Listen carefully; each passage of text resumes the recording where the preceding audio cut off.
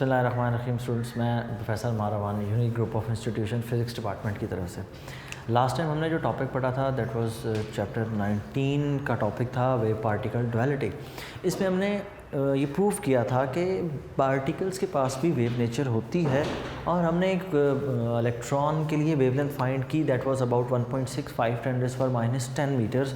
और हमने इस वेवलेंथ को फाइंड करने के लिए जो फार्मूला यूज़ किया that was lambda is equal to h/√2meV।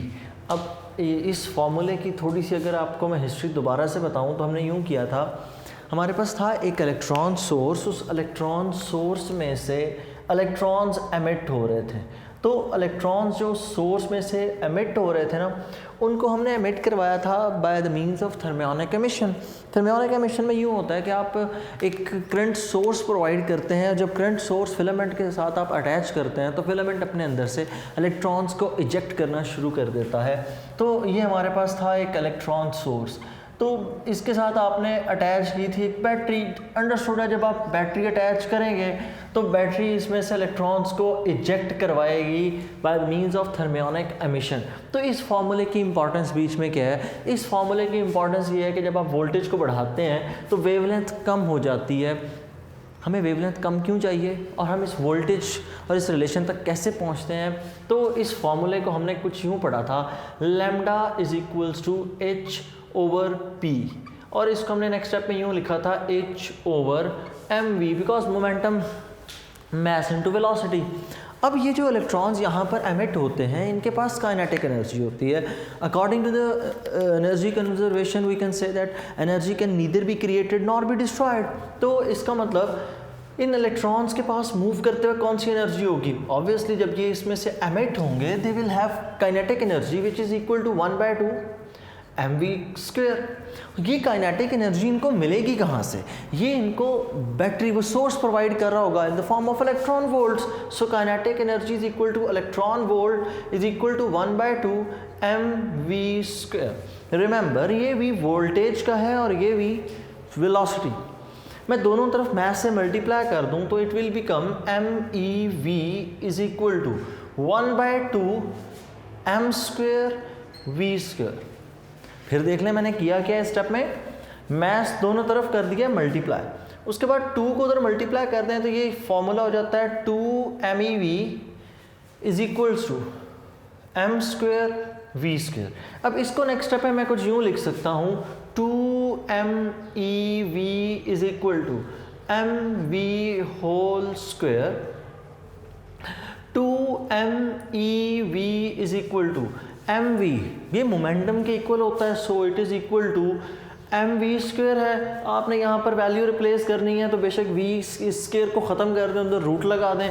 अगर मैं इस स्केयर को ख़त्म करूँ तो इस साइड पर ऊपर लग जाएगा रूट। मोमेंटम पुट करके करना है तब भी मसला कोई नहीं है, तो यहाँ पर रह जाएगा mv। यहाँ से स्केयर ख़त्म हो गया रूट लेने की वजह से, यहाँ पर as it is root appear हो गया। इस mv की वैल्यू यहाँ पर मैं अगर रिप्लेस कर दूँ तो अब मेरे पास इक्वेशन कुछ यूँ हो जाती है, lambda is equals to h/√2meV। अब ये रिलेशन क्यों इम्पॉर्टेंट है इलेक्ट्रॉन माइक्रोस्कोप के अंदर? उसकी वजह ये है कि हम जब चीज़ों को ऑब्ज़र्व करते हैं तो हम ये कोशिश करते हैं कि स्मॉलर वेवलेंथ्स को यूज़ किया जाए। वाई सो? ऐसा क्यों है? स्मॉलर वेवलेंथ ही क्यों? या कोई एग्जांपल जहाँ पर आपने स्मॉलर वेवलेंथ यूज़ की हो? प्रैक्टिकल जब हम करते हैं कंपाउंड माइक्रोस्कोप के, तो कंपाउंड माइक्रोस्कोप में जब स्पेसिमेन को देखा जाता है तो आपने नोट किया होगा वहाँ पर हम ब्लू लाइट यूज़ करते हैं, और अगर ब्लू लाइट ना हो तो हम वहाँ पर ब्लू कलर उसके ऊपर इंसिडेंट कर देते हैं, उसके ऊपर ब्लू कलर इंक या इस तरह का कोई भी फ़िल्टर यूज़ कर लेते हैं।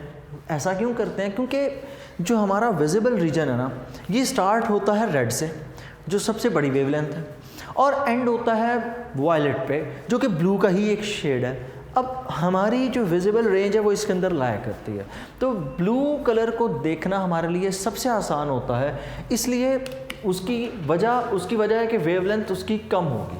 अब वेवलेंथ जितनी कम होगी अंडरस्टूड है रेजोल्यूशन उतनी ज़्यादा होगी।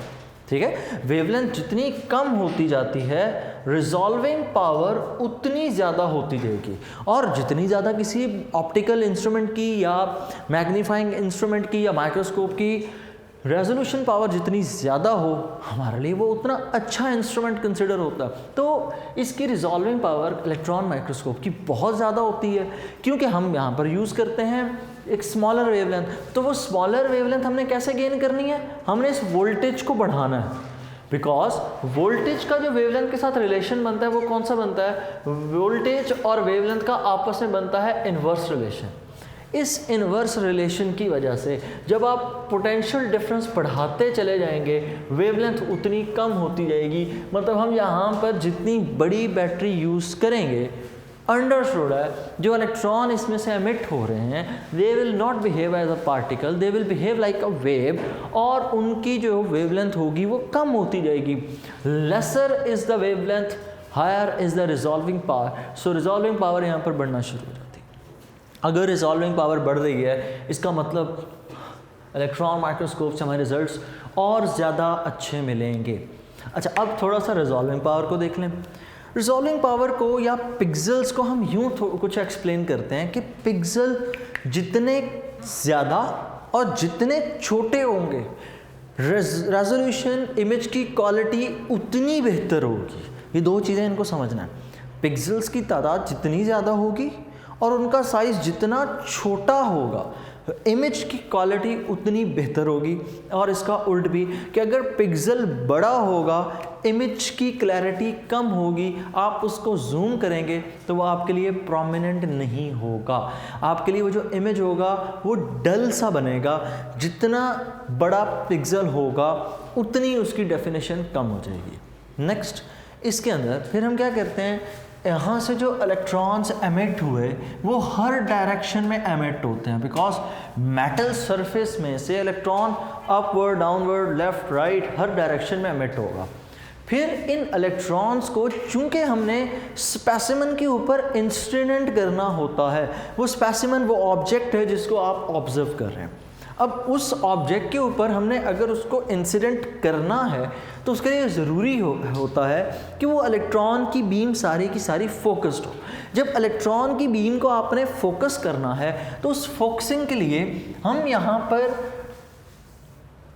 मैग्नेटिक फोकस के लिए मैग्नेटिक या मैग्नेट्स को यूज़ करते हैं। ठीक, वो मैग्नेट विंडोज़ क्या करती हैं, वो मैग्नेटिक विंडोज़ इलेक्ट्रॉन को एक फिक्स पैटर्न के ऊपर डिफ्लेक्ट करती हैं। इसके पीछे हमने लॉजिक पढ़ी थी, F = QV क्रॉस B। ये हम टॉपिक पढ़ के आए थे चैप्टर 14 के अंदर। हमने कहा था कि force acts on an electron, magnetic force acts on an electron when an electron moves through a magnetic field, कि वो मैग्नेटिक फील्ड में से जब कोई इलेक्ट्रॉन कोई चार्ज पार्टिकल पास करता है तो उसके ऊपर फोर्स एक्ट करती है। तो बहरहाल इसके बाद यहाँ पर दूसरा जो पोर्शन इलेक्ट्रॉन माइक्रोस्कोप में लगा होता है, दीज आर मैग्नेटिक कंडेंसर्स। इनको मैग्नेटिक कंडेंसर्स भी बोलते हैं। इनको फोकसिंग के लिए मैग्नेटिक, और यहाँ पर ये इस तमाम तर इलेक्ट्रॉन्स को क्या करेगा, फोकस करेगा। ये इलेक्ट्रॉन्स यहाँ से रिपेल होते हैं, दीज आर मैग्नेटिक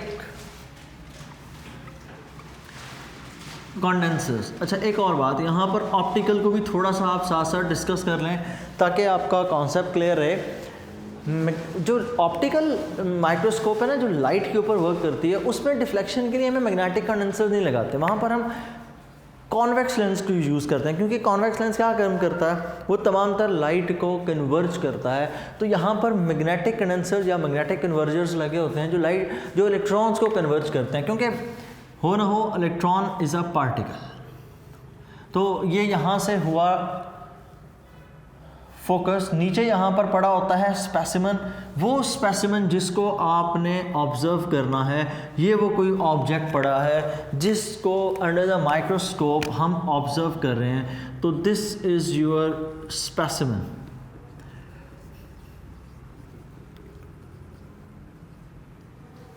ये वो स्पेसिमन है जिसको ऑब्जर्व किया जा रहा है। नेक्स्ट, अब क्या है, अब इसके बाद जब इसके ऊपर ये इलेक्ट्रॉन्स आकर हिट करते हैं तो इस बेस के ऊपर हम इलेक्ट्रॉन माइक्रोस्कोप की डिफरेंट टाइप्स बनाते हैं। इन टाइप्स में से जो इलेक्ट्रॉन माइक्रोस्कोप की पहली टाइप है that is transmission electron microscope.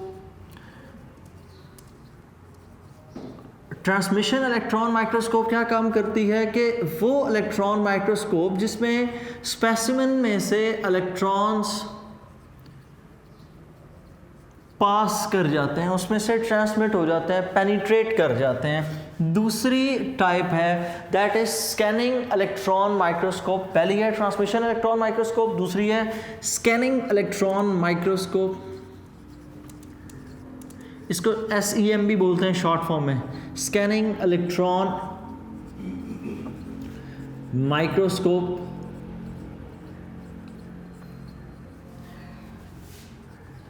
Third इसमें है रिफ्लेक्शन इलेक्ट्रॉन माइक्रोस्कोप कि जिसमें पार्टिकल्स रिफ्लेक्ट करके इलेक्ट्रॉन्स वापस आ जाते हैं। रिफ्लेक्शन इलेक्ट्रॉन माइक्रोस्कोप, इसको REM लिखा जाता है शॉर्ट फॉर्म में।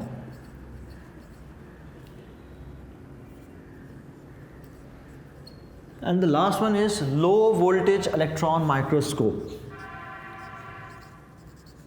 इसकी रेजोल्यूशन कम होती है लो वोल्टेज की। लो वोल्टेज इलेक्ट्रॉन माइक्रोस्कोप, ये 4 टाइप्स हैं। अब मैं थोड़ा सा आपको एक्सप्लेन कर देता हूँ कि किस तरह से हमें इमेज नज़र आता है या इलेक्ट्रॉन्स किस तरह से इमेज क्रिएट करवाते हैं। अब देखिए, जो यहाँ पर आपने स्पेसिमेन रखा है उसकी डेंसिटी थ्रू आउट एक जैसी तो नहीं होगी डेफिनेटली। सपोज़ आप कोई भी एक फैदर लेकर उसको यहाँ पर नीचे रख दिया, या कोई भी आपके पास एक लेट्स से कह लें पेपर है, आपने उसको यहाँ पर नीचे रख दिया। पहले तो आपको स्पेसिमेन यहाँ पर बनाना भी होता है, तो उसके लिए भी आपको बहुत ज़्यादा टाइम टेकिंग और एक बड़ा लंबा चौड़ा प्रोसीजर से गुजर के स्पेसिमेन प्रिपेयर होता है, जिसको हम स्लाइड्स भी बोलते हैं। अब आपने जब उसको नीचे रखा तो हर जगह पर डेंसिटी एक जैसी नहीं है। वो ऑब्जेक्ट जो हमने रखा, कहीं पर वो थिक है, कहीं से वो थिन है, तो जहाँ पर जितना ज़्यादा थिक होगा वहाँ पर उतनी ज़्यादा ट्रांसमिशन हो जाएगी, उतना ज़्यादा पेनिट्रेशन वो शो कर जाएंगे इलेक्ट्रॉन्स। जहाँ पर जितना कम होगा वहाँ से जो रिफ्लेक्शन होगी वो उतनी कम होगी।